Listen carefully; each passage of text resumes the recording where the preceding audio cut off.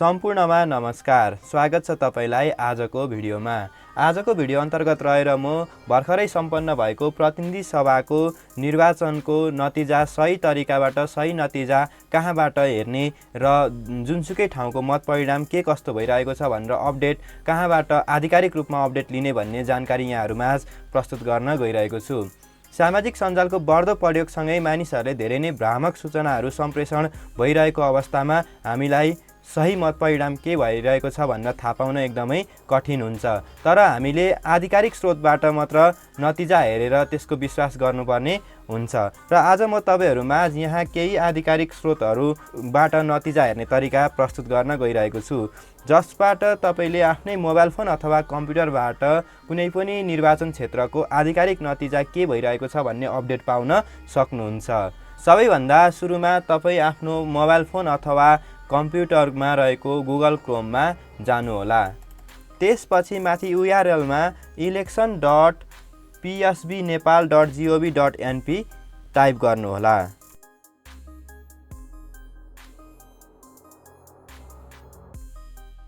election.psbnepal.gov.np type गरिसकेपछि यसलाई enter थिच्नुहोला र यहाँनेरि प्रतिनिधि सभा सदस्य निर्वाचन 2082 को नतिजा हेर्ने ठाउँ हामीले देख्न सक्छौं। सार्वजनिक सेवा प्रसारण सेवाले चाहिँ यो साइट तयार पारेको हो र यहाँनेरि हामीले सजिलैसँग प्रदेश सिलेक्ट गरेर कुनै जिल्लाको र आफ्नो क्षेत्रको प्रतिनिधि सभाको क्षेत्रको हामीले यहाँनेरि सजिलैसँग मत परिणाम हेर्न सक्छौं। र यहाँ चाहिँ हामीले निर्वाचन भन्दा अगाडि नै यो भिडियो रेकर्ड गरेको कारण केही देखाएन। यसरी सजिलैसँग तपाईले आफूले चाहेको क्षेत्रको चाहेको जिल्लाको यहाँनेरि मत परिणाम हेर्न सक्नुहुन्छ। यसरी तपाईले आधिकारिक ढंगबाट मत परिणाम हेर्न सक्नुहुन्छ। अब म तपाईलाई यही कार्य मोबाइल फोनबाट कसरी गर्ने भन्ने पनि जानकारी दिन गइरहेको छु। मोबाइल फोनमा यही कार्य गर्नको लागि सबैभन्दा सुरुमा आफ्नो मोबाइल फोनको क्रोममा जानुहोला।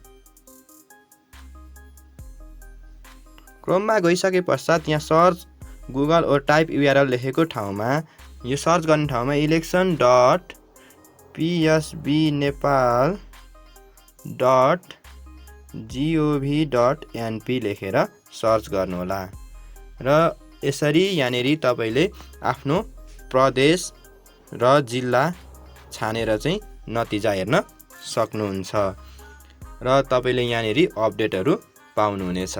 आजको भिडियो तपाईलाई कस्तो लाग्यो? भिडियो मन परेमा कृपया लाइक, शेयर तथा कमेन्ट गरिदिनु होला र आगामी दिनमा पनि यस्तै जानकारीमूलक भिडियो हेर्न चाहनुहुन्छ भने हाम्रो यस च्यानललाई सब्स्क्राइब गरी नजिकै रहेको बेल आइकन क्लिक गर्न पनि नबिर्सिनु होला। हस्त धन्यवाद।